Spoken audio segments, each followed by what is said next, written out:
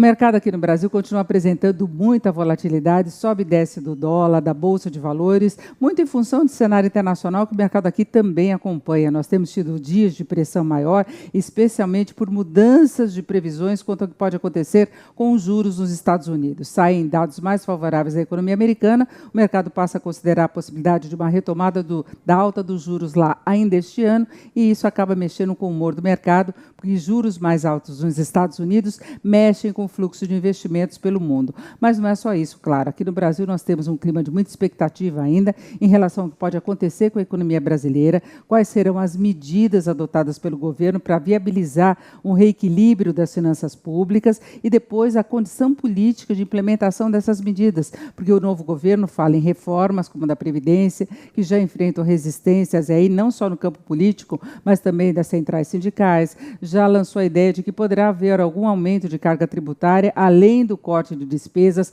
para viabilizar mesmo esse ajuste fiscal. Aí há uma resistência de toda a sociedade, do empresariado. Isso vai ter repercussão também nas discussões do Congresso. Enfim, está tudo muito em aberto. Há sinalização, sim, positiva, quanto à formação da nova equipe, a competência dos integrantes do Ministério da Fazenda, Banco Central, e a boa intenção, a diretriz básicas que eles deverão ter para adotar aí uma gestão mais eficiente das contas públicas, mas faltam as medidas. Então, no aguardo, o mercado também fica nesse sobe e desce. Agora, especificamente em relação ao dólar, ainda tem a intervenção do Banco Central. O dólar vem acumulando no ano uma queda por volta de 11%.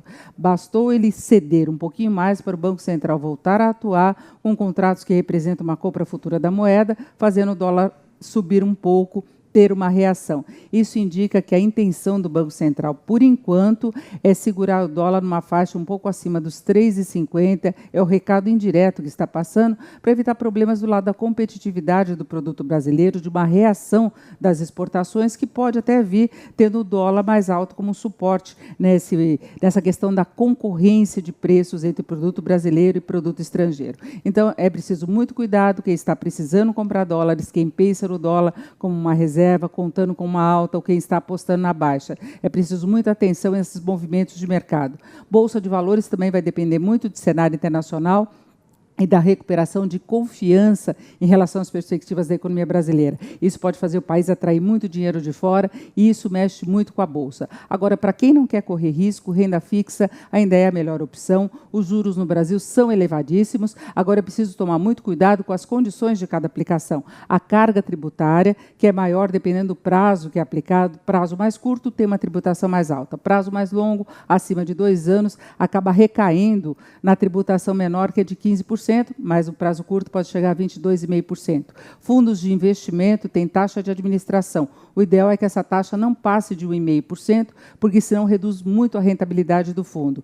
Tem LCIs e LCAs, que são as letras de crédito imobiliário ou do agronegócio, tem uma rentabilidade elevada para grandes quantias, principalmente, e não tem tributação. E a caderneta de poupança continua sendo patinho feio. A caderneta não consegue se apropriar de toda a alta dos juros, tem uma regra própria de cálculo do rendimento que trava esse repasse da alta dos juros para o rendimento final. Então, em muitos meses, ela continua perdendo para a inflação, além de perder na concorrência com outras opções de investimento. Então, o investidor tem de levar tudo isso em conta. Só mais um detalhe, a gente tem hoje a perspectiva de redução da taxa básica de juros, da taxa Selic, que é definida pelo Banco Central. Se a inflação ceder mais até o final do ano, os juros podem cair e isso mexe com a rentabilidade das várias aplicações. Agora, nem por isso vale a pena hoje o investidor optar por uma aplicação pré-fixada, achando que vai ter a garantia de rendimento. Não. No caso de um resgate antecipado num título do governo, no caso dos fundos de investimento,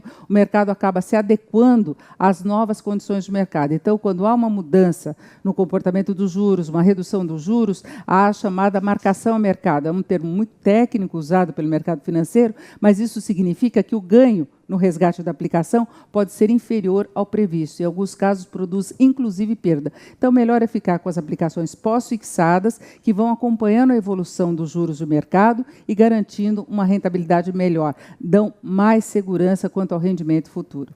Desafio de reorganizar a economia brasileira. Das medidas que a economia foi um dos destaques para tentar reequilibrar as finanças públicas e logo reorganizar após a toda a posse.